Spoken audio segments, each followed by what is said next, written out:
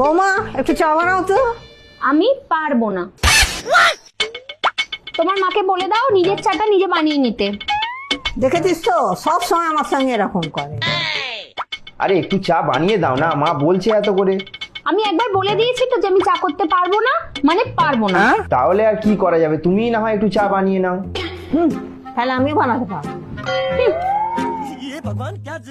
কি আর করা যাবে, চাটা আমিই বানাচ্ছি।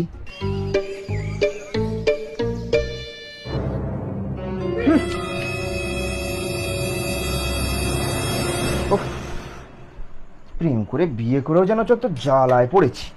মার বউয়ের প্রত্যেক দিনের এই ঝগড়া আমার যেন আর ভালো লাগে না।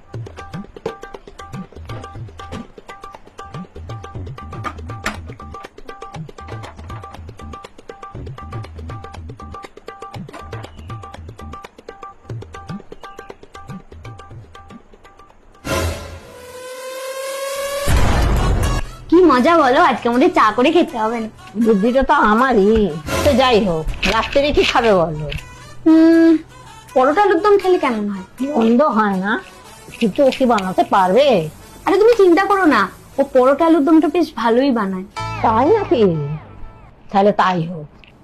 गोलमाल है भाई, सब गोलमाल है।